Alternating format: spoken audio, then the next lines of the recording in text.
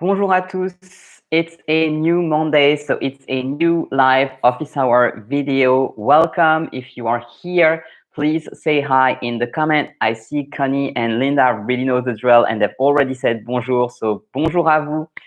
If you are watching the replay, because I realized by looking at my analytics that there are actually more people watching the replays than people who manage to show up live. So if you are watching the replay right now, welcome. The comment section below is here for you. So please don't hesitate to share your thoughts, share your questions.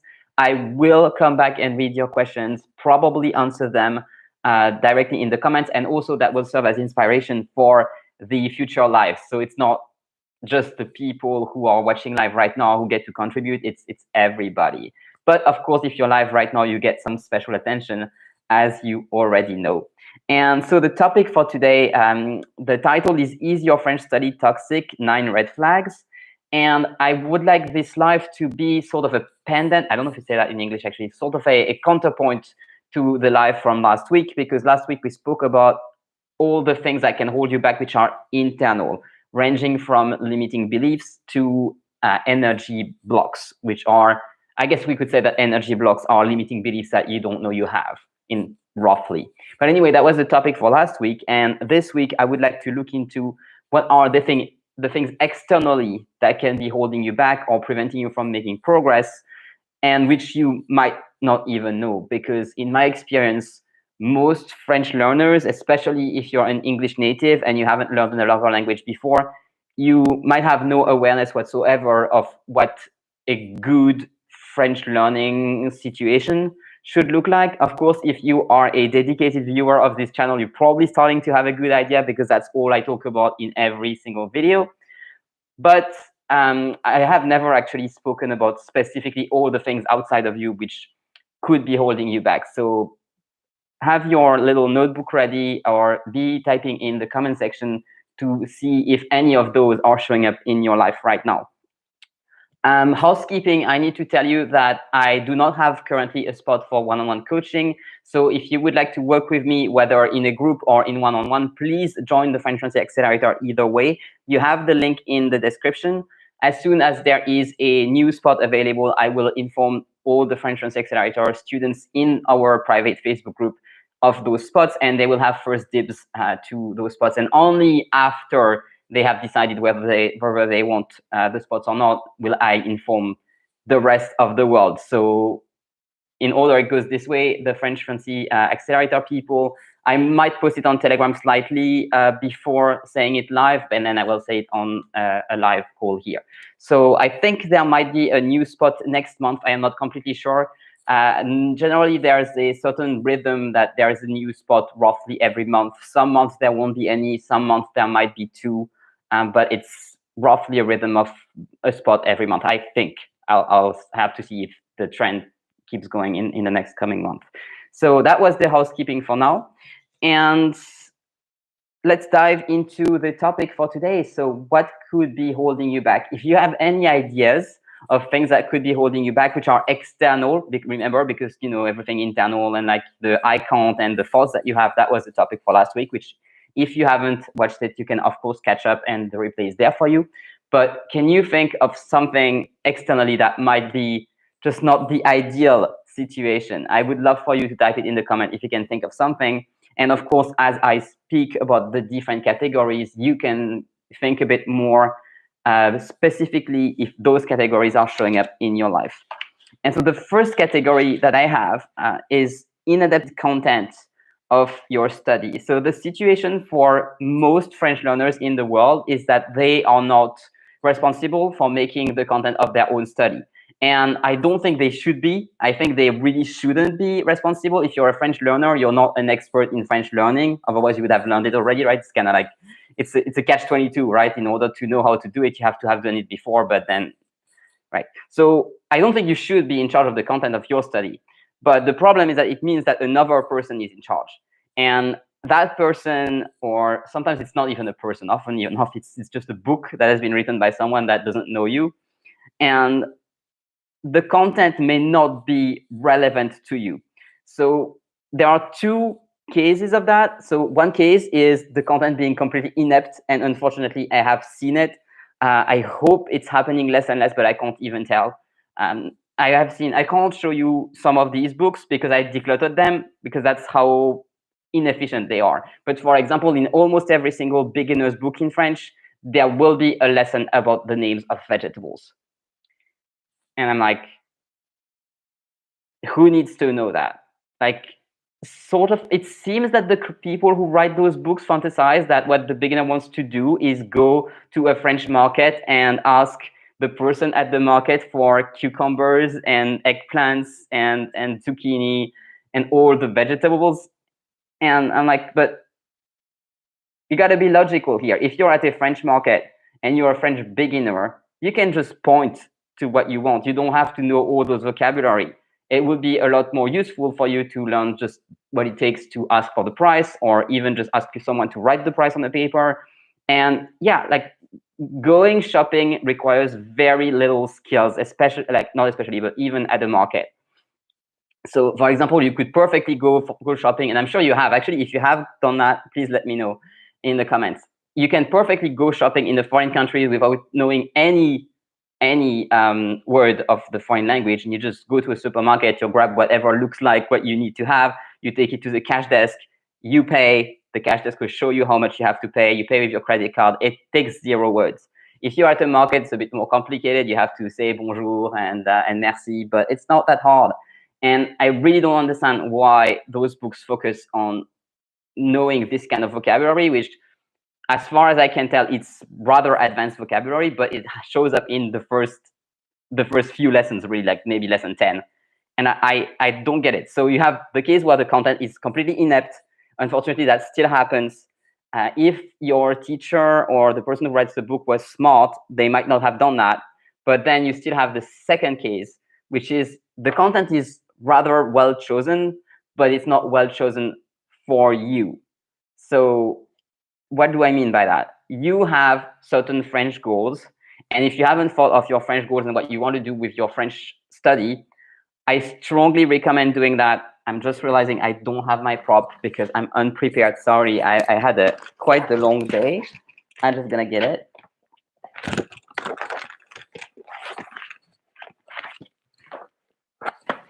Right, so if you do not know what your French study goals are, I strongly recommend getting the Fluency worksheet.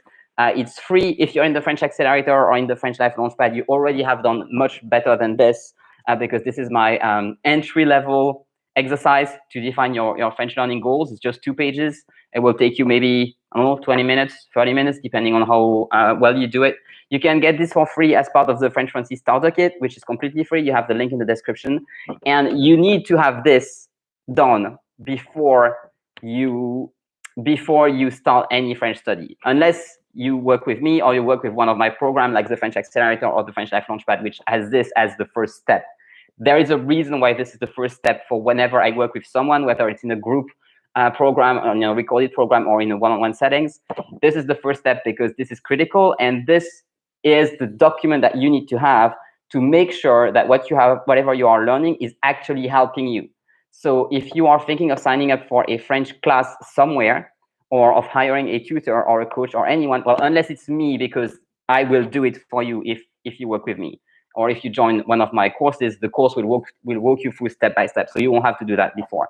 But if you are thinking of signing up anywhere else in some course that I haven't personally done, and that unless that course has a built-in system like this one, which I'm going to be honest, I've never seen it anywhere else. Like, I made it up. It should exist. I know this from my studies. I have a master's degree in that stuff. So there are more, of course, than just me having this master's degree. Some people know how to do this, but I haven't seen it available online anywhere. And I haven't yet seen a French school who says, yeah, we're going to look carefully into your goals and make your own curriculum. So unfortunately, unless you're working with me, that part's on you. And you want to have it done before you sign up for a class or you hire a teacher or a tutor. So again, you can do it for free with the French Fluency Starter Kit. Get it? It's really important, because once you have your list of goals and the list of things that you want to learn, then you will be able to check the content of any class against that list, and you will maybe be able to make sure that it is relevant and that the class will teach you what you need to learn. Because if it doesn't, well, you're wasting your time. And not only you're wasting your time, but the fact of wasting your time and of not getting any closer to your goal, it can be very damaging psychologically. It can help you. It can make you feel like you're just not able to learn French. And the fact of the matter is, you are able to learn French. Everyone is able to learn French unless you have brain damage, and I mean really, really bad brain damage, like your brain is cut in half or something. And even then, I couldn't guarantee that you wouldn't be able to learn French. But if your brain is reasonably healthy, you are able to learn French. But unfortunately, in some situations, you will have courses or people who will just not teach you the right things that you need to learn. And then you will learn a lot, but you will not get any closer to your goal. And that can be really nerve-wracking and annoying. So that will be like really the first red flag is if the content of the study is not aligned with your goals, or if you are wanting to sign up for a school, but you ask people, okay, what's the content of the study? And they cannot tell you. Normally, it's not really difficult for a school to tell you what the content of the study is because they have books. So they can just tell you, we use these books, and you can take a look at the book and you can see if that looks roughly what you need to learn, right? So I hope this makes sense. Please let me know. I see we have a bunch of comments, so I'll take a couple of questions if there are. Connie says, when we were in France, I just handed them all my money and hoped they were honest. So I guess that was on the market, right? Yeah, it's, but it works, right? I mean, most of the time people are honest indeed, and it will work. Of course, it's not an empowering situation to be in. You would want to be able to double check and make sure. But yeah, like I said, you could do it with no French at all. Tony, hi Tony, nice to see you here again. Especially self-service supermarket tills with multilingual screens. Yeah, like that's the ultimate thing. Although sometimes they're so poorly translated that like I have a banking card, and so I live in Vienna, Austria, which is a German-speaking country, and I have a banking card that's from Revolut. So my banking app and everything is in English. And each time I go to get some cash from an ATM here, the ATM asks me which language I want the content on the screen translated into. And each time I pick a language other than German, the translation is so bad. I'm like, in English it says, "Do you want to pay money?" And I'm like, I don't want to, but I think pay is your translation for auszahlen, which means withdraw or like get money out of the machine. And I think they say pay money or pay out or whatever, and it's just it's bad. It's so bad. In French, it's worse. So yeah, it will require some cleverness to deal with those machines sometimes. Linda says she remembered that. I'm not sure which one you remember. Maybe Connie's reference to handing the money over. So yeah, basically, the first really bad red flag is if the content of the study is inadapted to your goals, and that in order to find out, you will need to have your goals ready for that. So yeah. There are a lot of teachers and schools who just teach whatever without thinking of what would benefit the students. I myself, as a student, have had this situation. Well, for example, I would show up even in a one-on-one setting, which is crazy when you think about it. But for example, I would show up for a Portuguese class, just hoping to improve my conversation skills, and then the teacher would give me a picture of a very detailed picture of a room and ask me to describe it. And well, that was an interesting exercise. It was extremely difficult, to be honest. And the thing is that it was completely irrelevant. Like, I am not likely to go to Portugal and have to describe a room to someone. Now, it could be relevant if you're, for example, an interior designer and it's your job to describe rooms. So that's why you can't really have a one-size-fits-all class, and you need to have something like this and to know your own goals very well. So in my case, all I wanted was to be able to have a chat in Portuguese and speak a little bit about myself and gather information about the other person. If we have something in common, just speak about that and not describe a room. And that teacher was perfectly competent. She was a polyglot herself. She was super nice and super amazing, but the content was just poorly chosen. And I can't really blame her, because it would have taken her a lot more effort than what she was being paid for to find out my own goals in details. So that would have been on me to be like, okay, I actually want to learn this. Please prepare this kind of class. And that's really important if you're hiring someone one-on-one. to make sure that the person is preparing the kind of class that you need. So again, if you're working with me one-on-one, which could happen if you join the French Fluency Accelerator and you grab the next spot when it's available, I will make the plan and I will make sure that we are sticking to the plan. It's also still your job as a student to review your plan once a month. So I will tell you, review it once a month, or like I will tell you when it's time to review it. And it's also your job to tell me if your goals have changed, because sometimes you might be getting a new job, or you might having a new plan or a new hobby or new interests, and so then we will adjust this. So this is also not a once and done, but it's a lot better to have it done once than not at all. If you have done it a year ago or so, review it and make sure that it's still current, that maybe some of your interests have changed or some of your goals are just not relevant right now. Like, unfortunately, right now, we can hardly travel almost. I know people who travel, which I think is crazy. I'm kind of envious. But we can hardly travel. So going to France and ordering a cafe next to the Tour Eiffel, I'm saying something really dumb, but some of those goals will be on hold. I have, in almost all my one-on-one students, there are 2 or 3 lines that are on hold just because it's irrelevant right now, unfortunately. So we focus on other things. We focus on building more fluency, building more skills that will be useful down the line. And it would probably be easier to focus on going to shops and knowing like how to speak to shop assistants or like order in restaurant and so on, because that is a relatively simple task. But because it's irrelevant right now, we're not working on that. We're working on the rest, which builds more long-term skills, because unfortunately, your French study is long-term. I hope you're aware of that. Sometimes, I mean, some people could just have a bunch of sessions and pass an exam, and or have a bunch of sessions to prepare for a job interview, and in that case, that would be a short-term kind of French study. But right now, with everything being on hold, most French studies are just, long-term. So that was my first part. If you have any questions, please type them in. I will be happy to answer. And then we move on to the more psychological red flags, which is the first one is an inadapted attitude or sometimes behavior or speech, like things that people say of your teacher, tutor, coach, or partner. So I'm speaking here specifically about the person or persons who are in charge of bringing the language to you. So if you have seen my video about how to learn French for beginners, which even if you're not a beginner, I recommend watching this video if you haven't. It's the first one when you go to my main channel, it will be up on top, or you can just type Angel Pretot beginner and it will show up in the search. And the first, so it's 7 tips for beginners or 7 steps, or I don't remember the title exactly, but the first 4 are really important because this is my 4-step process to learn French. And the process, if you haven't heard it before, is selection, activation, immersion, and safe practice. So I want to speak today specifically of the 4th step. Being in a safe environment to practice is so important that I have made it one of the 4 most important things. It's not even the 4 most important things, it's the only 4 important things. And everything you do has to fall into one of those categories. So I will skip those first 3 because, well, for one thing, I've spoken about those a lot before. But this one, safe practice, is what I want to speak about here. So it is absolutely critical that the people who you learn French with are supportive of you.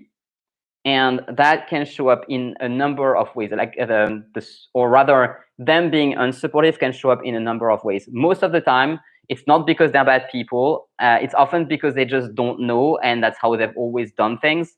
I have seen a lot of teachers, unfortunately, including in middle school and high school, where it's just how they have always done it this way. The teachers before, like the people who taught them, did it this way, their parents were this way, everybody is this way, and they just have this kind of attitude which is strongly disempowering. So I will tell you in a minute exactly what that shows up as in real life. I'm just going to read a couple of comments.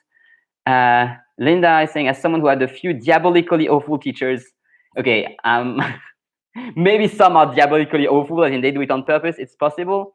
But yeah, you aren't going to learn anything from someone who isn't supportive of you. Yeah, and unfortunately, I mean, who hasn't had, I wouldn't know if it would be called diabolically awful teachers, but awful teachers. I've had a bunch of awful teachers. I'm sure every single person listening to this has had awful teachers, and every single person who has had teachers has had bad teachers. In fact, if you have not had any awful teachers, if all your teachers that you ever had in your life, not just for French, but for all topics, were amazing, please say it in the comment now, because I want to know, like, what's your secret? How have you only stumbled upon great teachers? I would love to know that. But I expect that every single one of us has had terrible teachers, and that's just normal, unfortunately, but it's sad, because the difference between the impact on your life that a positive and supportive teacher has versus a negative unsupportive teacher is huge. I mean, some people will choose their careers based on the fact that a teacher has supported them, and they can be very successful in this career. And unfortunately, some people will also be deterred from choosing the career that they would have wanted because a teacher has been unsupportive or has told them that they would not make it, or whatever unsupportive thing they have said. So yeah, so I have 4 different things in this particular category. So the inadapted attitude of behavior of a teacher, and that goes for teacher, tutor, coach, and even a language exchange partner. So if the person is doing it with you for free and you're just exchanging your language, that still applies. They are still the person who are bringing the language to you. And even if you have more than one, that applies to every single one of them. You want ideally every single one of them to be supportive, and none of them to do those 4 things that I'm going to share right now. It's not always easy, but you want to do your best to avoid the people who do these kind of things. You can express your boundaries, you can try and stop them from doing it, but often it's just how they are, and it's just difficult to stop them from doing it. So you might want to pick someone else or find someone else if that is the case. So the first thing is a negative attitude. So the people who are just generally unsupportive, and if when you want to do something, they will, for example, put you down, or be like, no, but that's too difficult, or don't do it, or like, yeah, you'll never make it. And I want to insist that there's a difference between someone who's saying that's too difficult for now, because that's something that I say. Like I said it today, I think, to at least 2 people today. And yes, yeah, I keep saying it every week. I say to several people, okay, like this particular point of grammar is too difficult for you right now. This is something that you will learn down the line. Right now, you should focus on this and that. And that's not being negative and unsupportive. That's actually being supportive in setting the student up for success by telling them, okay, you need to learn this before so you can progress to the next step. That is completely different from the person who will tell you, no, but you will never learn that. Like you have to give up. This is, or you'll never make it, or like if you're not a native, you can't get a job in France, or whatever. This is BS, by the way. Not lots of non-natives have jobs in France. So yeah, you want to have the person who will be building you up, be showing you the way, and not trying to deter you from what you want to be doing, even if it is difficult and challenging, and even if you're totally not making it right now, or if you're like right now it's being so difficult for you. You want someone who will be like, yeah, no, look, you can do it, you can make it, you can do it step by step, you can start with this thing and then we build it up this way. So I hope that makes sense. This is something really important. You want to have the person who has the positive attitude and who is telling you that you can make it, you will be successful, and ideally, if they can, they show you how you will make it. Now, it's not as easy from a language exchange partner who might just not know the details of how French is learned, for example. For me, it's very easy to tell someone, okay, like this particular thing that you're trying to do is too difficult for now. Learn this thing and this thing first, because I know very well in which order you have to learn things in order for it to work, because I've been a French teacher and coach for 17 years. So yeah, I don't expect everyone, even professional teachers, I don't expect them to have the same level of expertise as I am. It's great if they do. But at the very least, you want them to be supportive and be like, yeah, we will find out how you will pick it. So that's one thing. The second thing, which unfortunately I have seen, especially in France, and in French teachers all over the world, because French teachers tend to model their attitude over the French, model their attitude after the French way of teaching, overemphasizing mistakes and not showing you what you do well. This, yeah, and it's something that I actually have been doing myself without knowing that I did it for maybe the first 10 years or so of my career as a teacher. And it's only since I've been a coach, and I was doing it a little bit before already, but really since I've learned to be a coach as opposed to a teacher, that I've learned to really emphasize very strongly what the students have done well, show the progress, and downplay the mistakes. because we all have negativity bias. This is built in our psychology. This is normal. In the old times, it was a lot more important to be able to see a danger than to see, for example, the source of food. Our brain is wired for negativity. You have to know this, especially if you're someone who tends to be negative or be depressed or be more likely to see the bad side than the good side. If you are, congratulations, you're normal. It's not normal to be looking first at the positive side. It's something that you have to train your brain to do. I have trained my brain to do that. I have trained myself to be a positive person. I am absolutely not someone who's positive by nature. I'm someone who has suffered from depression for at least since I was 15 years old, and I cannot tell for a fact that I don't anymore. So that's how not wired for positivity I was. So if you think I was born positive, I wasn't. Like just quit this idea. I really wasn't. But I have trained myself to look at the bright side and just be aware of the negative things, of the things that are not going well, but especially be aware of how to improve them. And this is also how I give feedback to my students. So I like to use the feedback sandwich. I don't do it every single time, but especially if the student has done a piece of homework where there are a lot of mistakes, I will purposely seek to use the feedback sandwich with positive, negative, positive. So I start first, typically I start with great job. That's when I write on the homework, but also you can do it orally, or the teacher can do it orally. So I start with great jobs. Everything was easy to understand if that was the case, or else I will just pick out whatever was good. So the kind of progress they've made, or the kind of things that the positive aspect. And then I will be writing, okay, so I have added some comments because I add the comments in the text. There is this thing and this thing that you will need to look into if I find such things.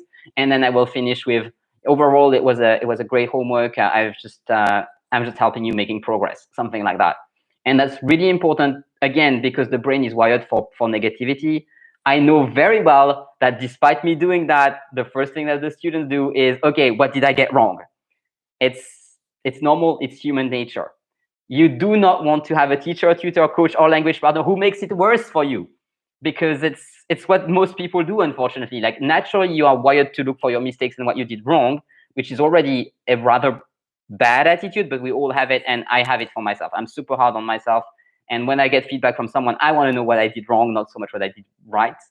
And I know that's bad, and I really also want to learn to know what I did right and capitalize on it. It's something that I'm working on. I'm still working on it after 5 years running this business and 5 years of really hardcore daily personal development. And like after 5 years of commitment, I'm still learning to look at the bright side, look at what I did well and capitalize on it. That's how deeply ingrained it is. So again, you do not want a teacher, coach, or tutor who makes it worse for you. I know that we have a student in our French accelerator who has another tutor, because I encourage my students to also speak to other people. Like, if you only speak to me, you're not really learning French. You're learning, you are currently learning French in order to speak to other people, to go out in the world and speak to others. So I deeply encourage you to already right now speak to other people, whether it's friends, language exchange partner, or other tutors. And so this student has a tutor who is routinely being negative with her, or negative in general, and she loves working with him for some reason. She's a very enthusiastic person. And so I tell her, yeah, like, keep working with him as long as you find it fun and as long as you can fend off the negativity. But if it's starting to get to you, then you have to think of whether or not it is worth keeping this relationship, because yeah, you don't want people who make it worse for you.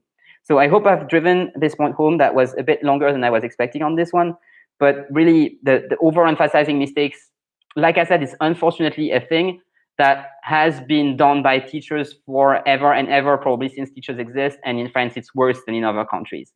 So probably the person you will work with, especially if they're a French person, is likely to do it without even knowing. And that's something you want to watch out for.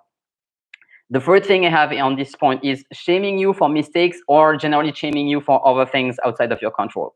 So that, of course, builds upon the first two, but it's things like, if they tell you things like, oh, if you can't even know this, you'll never amount to anything, or if you can't even get this right, you know the kind of statement that would be, or like, oh my God, like every single French kid knows this, or you are my worst student. I don't know, like, it's just I don't know the kind of thing they could tell you. Actually, if you have had teachers who have told you this kind of like shaming statements, please share them in the comments.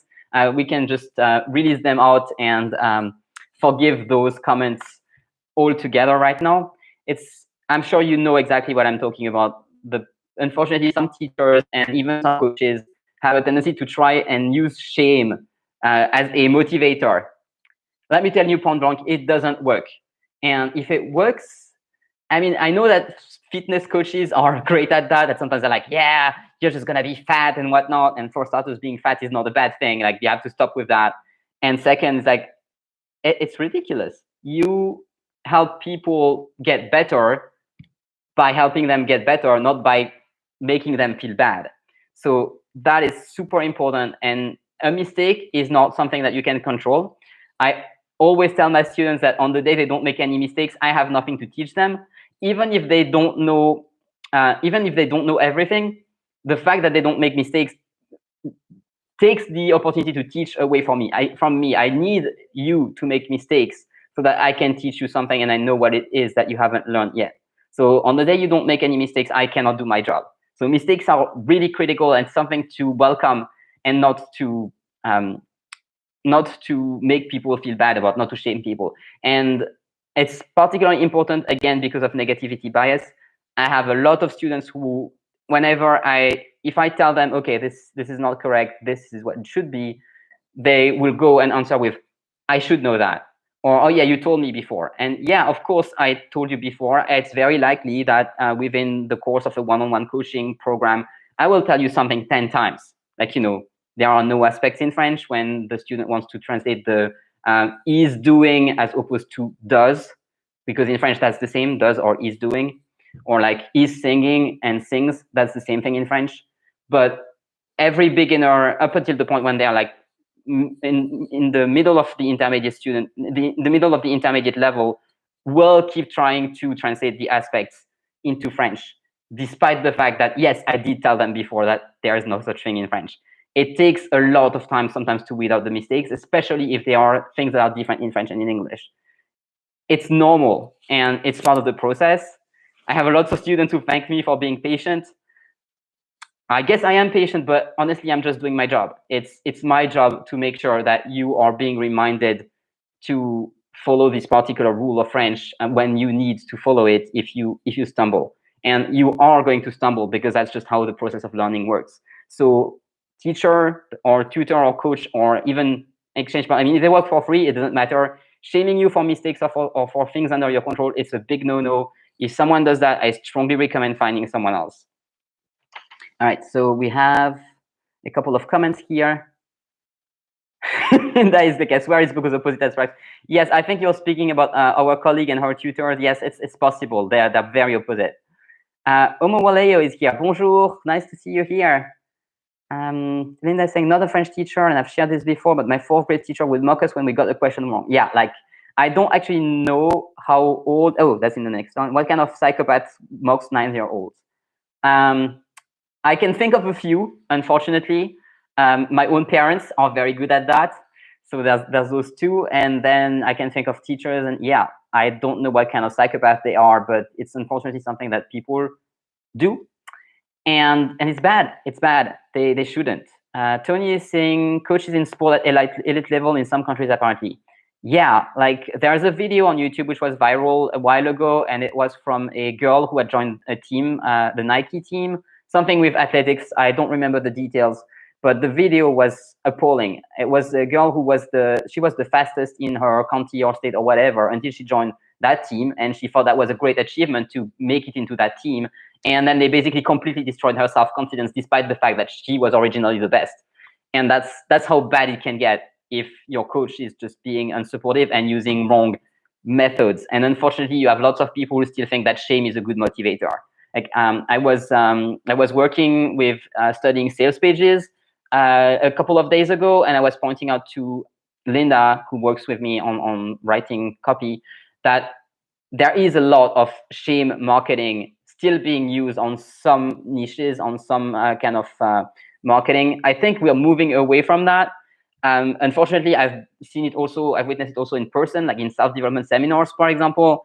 buy my super expensive product, otherwise you're a loser. Yeah, I'm making it a bit more simple than what they say, but that's just the bottom line. And it's not a good idea. Like sometimes I still buy the product because I think there is something for me to learn from it, but it's the kind of thing that turns me off. Like if I see that on the sales page, the product better not be expensive because else I'm not gonna buy it. So that totally doesn't work on me. And if it still works on some people, it's because those people haven't watched this kind of video. So now you know better.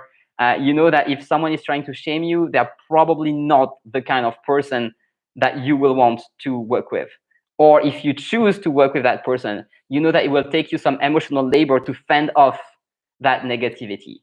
And I mean, so, like I said, sometimes I do it. Sometimes I feel that that particular product or that particular course contains some value and I will learn something from it, and that I will be able to fend off the negativity, and then it's still worth it to do it for me. But that's a choice to do consciously, not a choice to do unconsciously, just doing it because you feel bad, like they make you feel bad about not doing it. So I hope that makes sense. If you have any questions, please ask them. I find that this is a great segue into the fourth thing. And so my fourth thing is microaggressions. If you have, tell me if you've heard the word microaggression before, and if you haven't, I will seek to explain it to you. So a microaggression is any situation, and that could be something that someone says, that could be staring for too long, or that could be even having non-inclusive language. And that's often something that will affect minorities more. It's not impossible to find yourself temporarily in a minority. You could be, for example, a white cis straight man. If you find yourself temporarily at a queer bar for some reason, you will be a minority, but it's unlikely that you'll be learning French there, right? So it's more likely to affect minorities. So Black people, people of color, LGBT people, especially trans people will be affected by that. I don't know something about it myself. And microaggressions are something to watch out for. Not because you can avoid them, because let's be honest, often you can't avoid them. Like something like the lack of representation is appalling in many niches. For example, I have yet to find a personal development program that features even one example of a trans person. And that's something that's terrible for me to work with, because I always have to fend off the lack of representation. I always have to be like, okay, like, yes, they are not actively including me. Sometimes they're actively excluding me because I'm non-binary, and they will write things like even he or she.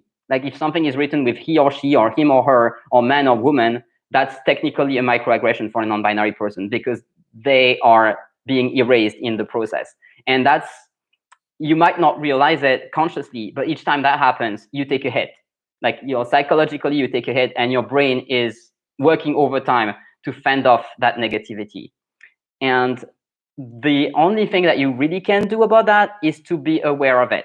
So for example, and it can get really extreme if you have a lot of intersectionality. So if you are a trans people of color, for example, or a trans woman of color, or if you're a Black disabled person, if you have different axes of oppression, I hope that makes sense to you. If you have different axes of oppression, it will be worse.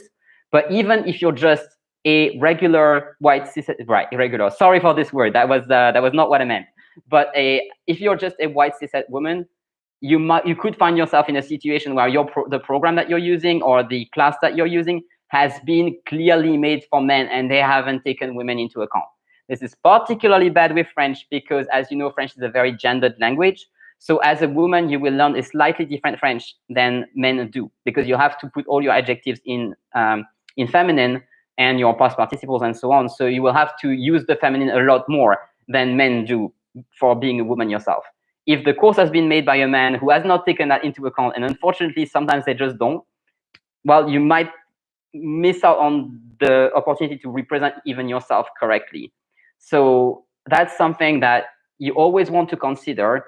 And normally people are aware of the kind of quote unquote axis of oppression that they have. So if you're a woman, you know you're a woman. If you're non-binary, hopefully you know that you're non-binary. If you don't, that's a whole other can of worm. If you're Black, you know that you're Black, and so on and so forth. So normally you're acutely aware of the fact that the content that you're using, or the course or the teacher that you are speaking with, is not actually including you. But that shouldn't be on you to think of how am I going to include myself. That should be ideally on the teacher. Unfortunately, you cannot always do it. It's pretty rare that you can get to this point, but it's something to keep in mind, because if the content or the class that you use contains a lot of microaggressions, it will be harder for you to learn. So you want to try to learn ideally from someone who looks like you or who has characteristics in common with you as much as possible, or someone who has a lot of awareness of intersectionality, which is often someone who will have a lot of intersectionality. So I hope that makes sense. If you have any questions about that, please ask away, and else I will move on to the next, the third part. But of course, you can ask later on, and I will circle back. It is getting hot here. I think that's a good news. The climate change snowstorm that, if you've watched my Instagram stories a couple of days ago, you might have seen that, is getting better. So I'm glad that it's a bit warmer. That was the weather break. And so the last thing is the unsupportive environment in general. So now we're not speaking only about the content of the study or the person who is teaching you. We're speaking about all the people around you. That's quite common. I think it's every single French learner, to be honest, to be in an environment where people just do not support your learning. So I have 3 different red flags in this particular last part. And so the first one is just the naysayers, the people around you, the people around you who are just being unsupportive. So that could be your parents, that could be even your partner, your siblings, or even your friends. Sometimes people just don't get it. People don't understand why you would learn French. I've had situations where I would arrive in a company in a new job, and I would tell people that I speak 6 languages just because they were asking. And I because I'm French and I speak English and German and whatever, and they'd be like, "Oh yeah, okay, what other languages do you speak?" And I would just tell them, or I would tell them, "Yeah, I speak 6 languages." Or they would ask, "How many?" I say, "I speak 6 languages." Their next reaction is like, "Why?" Like as if I was completely stupid to have learned 6 languages, and no one needs that. And how dumb do you have to be to learn 6 languages? And it's bad enough when that happens after you've learned them, but imagine when that happens during. And you're like, you're learning French. Why? Like, that's useless. That's like, no one needs that. Like, no one benefits from that. Like, you're dumb. Like, you should be doing something else. So when that happens, at least be aware, because I mean, you cannot always get rid of those people, especially if they're your parents or your sibling or your spouse. But at least be aware that those people are not helping you right now, and try to stir the conversation away, change the topic, or just speak to them less, because that the more you have it, the more it wears off on your psyche. If you're in a situation where you're not completely sure, because perhaps you've had the things that we've mentioned before, like of course all of those things stack up. It's not like you have only one. It's not like those 9 red flags are like, okay, I'm gonna just look like for the one red flag that I have. You might well be having all 9, and that would suck, but it's technically possible.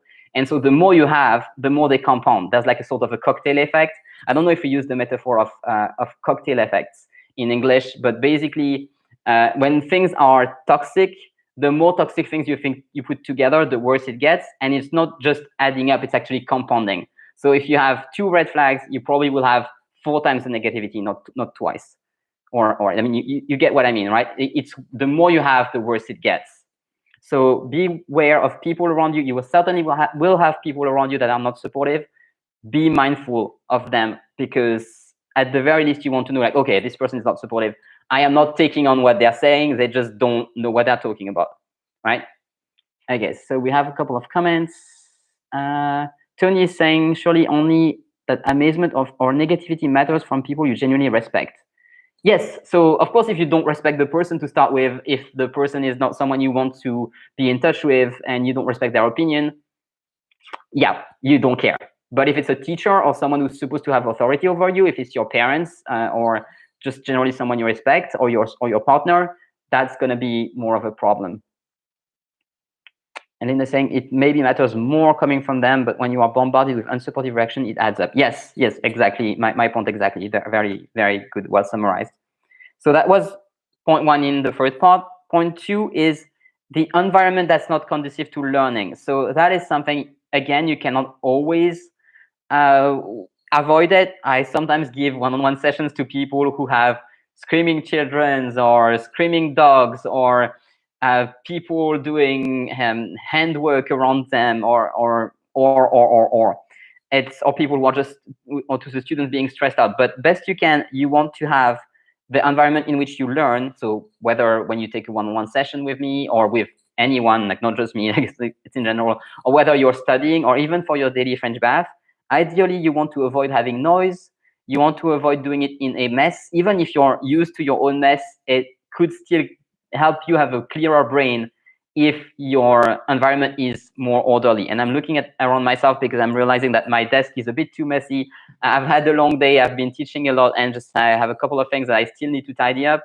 I'll do that tonight because, yeah, I need to have a clear environment to be able to work and to study. So it's not just for studying French, it's for studying everything and for working in general. It's pretty standard advice, but you would be surprised how many people, even people who give that advice like myself, sometimes do not respect it. So keep in mind that having an environment that's very quiet, calm, not noisy, ideally tidy, and that you won't be interrupted, especially if you're having a French class or if you are doing some writing your homework, it's very important.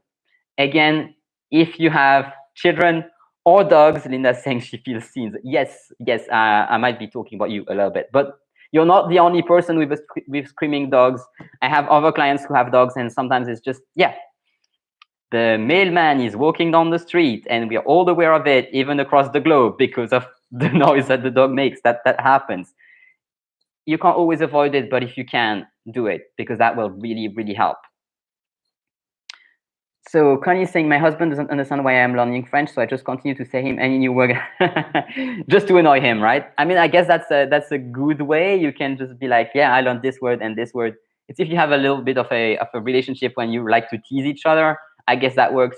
But it would still probably be nicer if you would just be supportive. Like, I'm sure you told him why you're learning French, so he could learn why you're learning French, right? Lina is saying, I can't wait till we can have French conversations in front of him, Connie. That, honestly, that would be fun. I would like to have that video. Can you post it on TikTok? That would be really fun. Like, you can just, you two talking French in front of Connie's husband, or both husbands maybe. That'd be even more fun. All right, so I have one last point. And the last point is that you want to create a supportive environment. So this is something that I've spoken about extensively in other videos. So I would like to keep a little bit of time today to open to any question. I see we still have 6 people here. So if you have any question about French in general, even if it's completely unrelated, you're welcome to start typing your questions now. The last point really is that you want to create a supportive environment. The best thing for supportive environment, once you've weeded out everything that's non-conducive, so people that are negative, mess, noise, interruptions, the best thing you can do is what I have spoken about on my videos about immersion. I think that was 2 weeks ago that I've made an entire live about immersion, where I was helping you find out the kind of content that you will use for your daily French bath. You will want to follow me on Telegram, which actually the link is in the description. I haven't yet told that. I promised myself that I would say it at the very beginning, but I didn't write it in my notes, therefore I forgot to say it. But please follow me on Telegram. I share the kind of things that I listen to in French, and I explain who can use it and what it's good for. Just this weekend, I shared a new podcast, which is about cryptocurrencies, but I like to share about a lot of different topics. I share a lot of things about history, scientific things, documentaries, sometimes funny things, lots of things about French culture. So please follow me on Telegram if you don't already. This is a great place to find resources for immersion. If you haven't watched my live video from, I think, 2 weeks ago about immersion, please watch it, because that is the video that will help you not only make your environment not non-conducive, but create the environment that will really support you by having the resources that will help you learn French, even, I was about to say in your sleep. In your sleep maybe, but really when you're not paying attention, when you're driving, when you're working out, when you're cooking or cleaning. So that's basically what I have here for today. Please ask away any questions or give me any feedback you'd like in the comments. I'm just going to get a little teacup while you are writing, and I look forward to exchanging with you in the next 10 minutes or so. Something's telling me today we are not going to break the chat message record. I think we have a little bit less people here than before. Maybe the topic wasn't as exciting as the previous ones. But all the best for you. It means you're getting more attention. So if you have any question or anything you'd like to say or to ask, I'm right here. So just gonna wait until I get some comments while I sip my tea.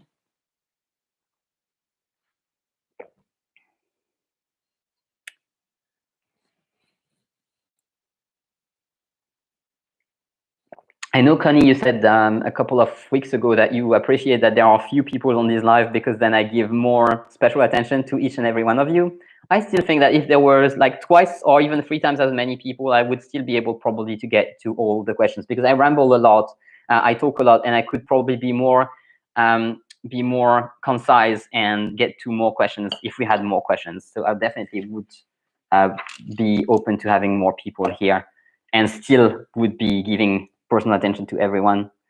So Connie is saying, I'm technically still at work and I can't be as engaged today.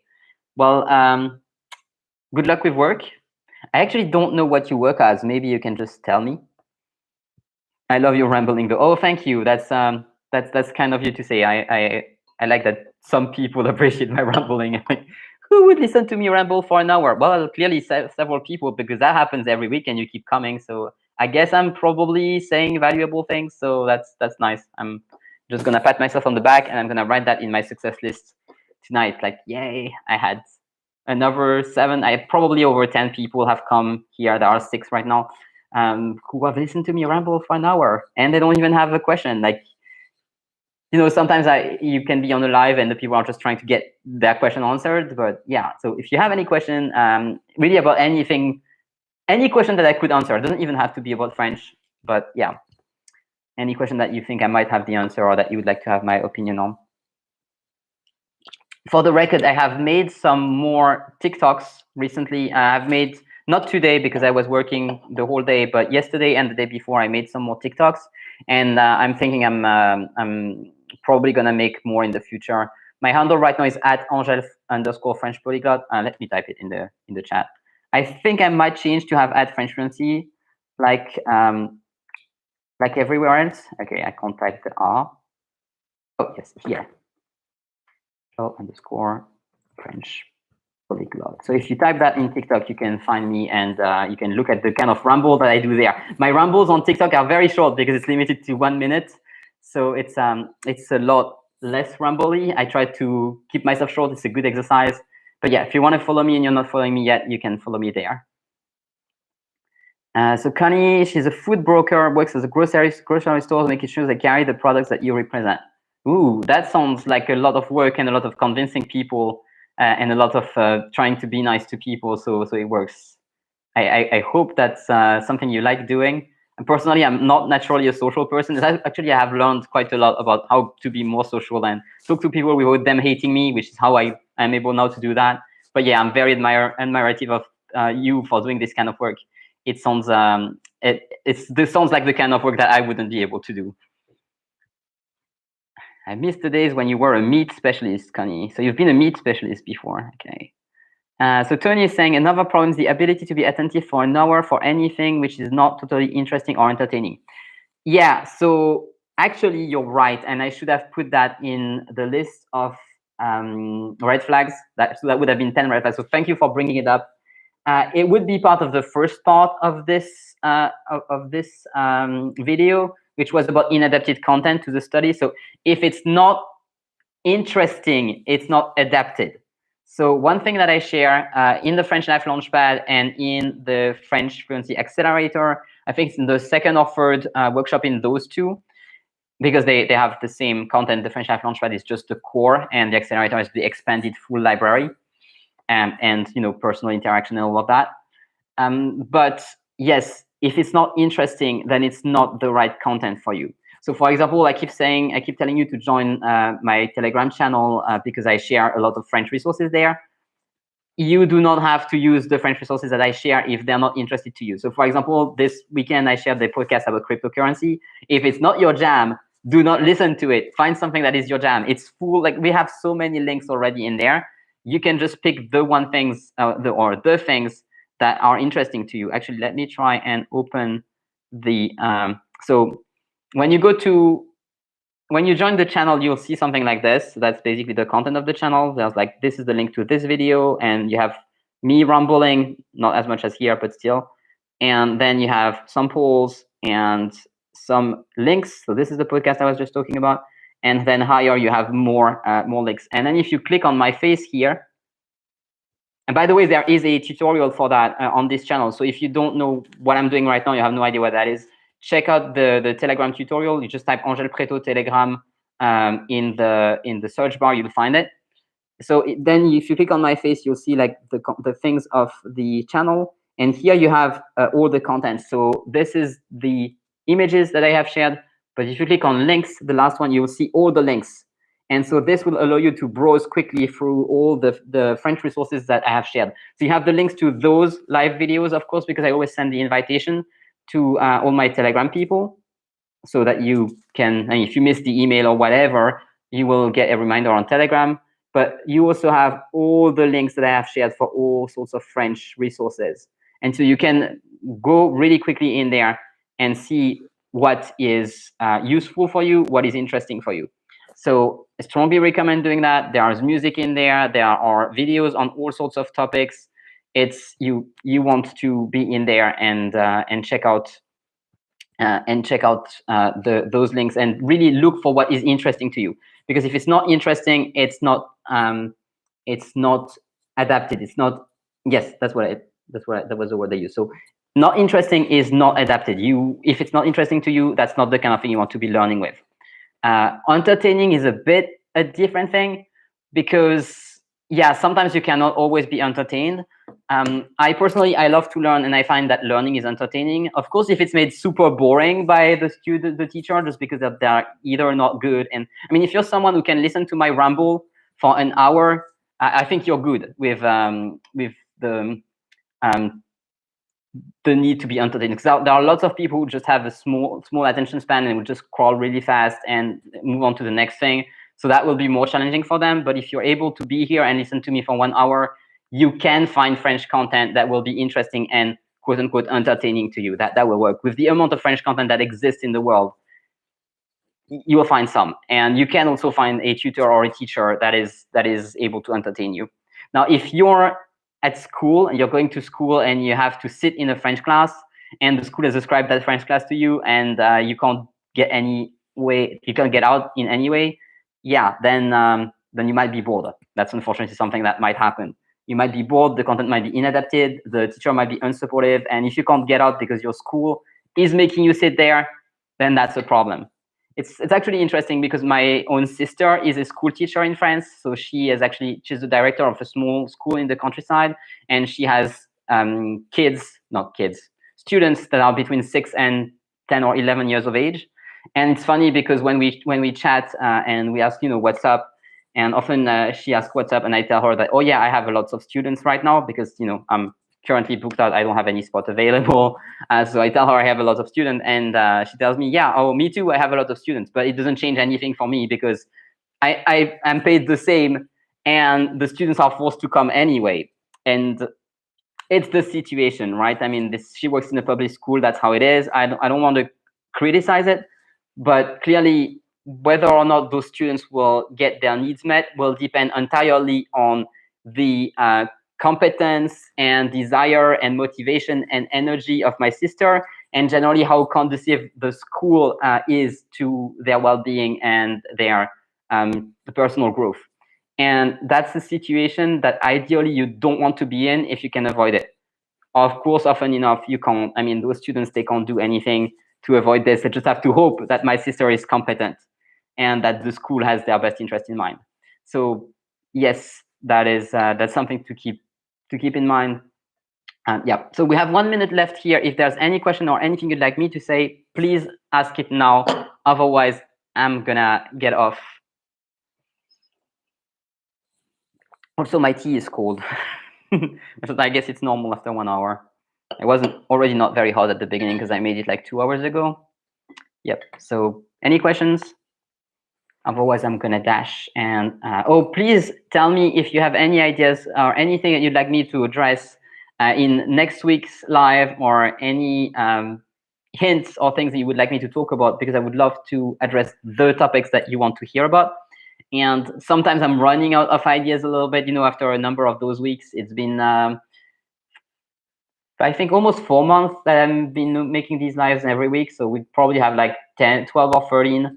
Yep. So anything that you'd like me to talk about, please mention it now, or you can always shoot me an email if you've been watching the replay. By the way, if you have been watching the replay up until now, we just crossed the 1 hour mark. So if you've been watching the replay, the entire replay for 1 hour, this is amazing. Oh, I have a question, actually. I should have thought about it before. Would it be interesting for you, and especially if you're watching the replay, but if you're live right now, the question applies to you as well. Would you like me to make a podcast with the audios of those videos? So I could basically take the audios from these videos and put them into a podcast. It wouldn't be too complicated for me to do, and that would allow you to have it in your phone, for example, when you're running errands or you're running around, and you would be able to have just the audio, and you wouldn't need to play the video, and you wouldn't need a great connection, or you wouldn't exhaust your data plan for that. So please let me know if that's something you'd be interested in, if you would like to just listen to those audios instead of having to watch the videos and having to be on YouTube. You could have it on Apple Podcast, or I don't know, iTunes or whatever, or Spotify maybe. I could just look into how different places where you could have it. So please let me know, give me a yes in the comment if that's something you would like to have. And if that's not interesting for you, just tell me no, like if that doesn't bring benefit, because of course, if it benefits nobody, I'm not going to do it, right? It takes work. So yeah, just let me know in the comment if that's something you'd be interested in. And other than that, I'm gonna dash. I really should have asked this question at the beginning. I'll try to do it next week. But thank you so much for being here with me tonight. It's always tonight or today. It's always a pleasure to have you here, and I will see you next Monday with a new topic that I will have come up with in the meantime. And if you have an idea, just send me an email, or answer to one of my emails, or just let me know somewhere, because I would just love to get your ideas and work with that. Connie says, if you do just the audio, be mindful of what you are responding to. Otherwise, no one will know what you are talking about.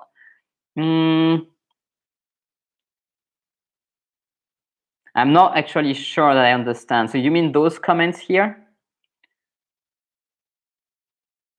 Because I mean, typically I am reading the comment and then responding to it. So I think that would work.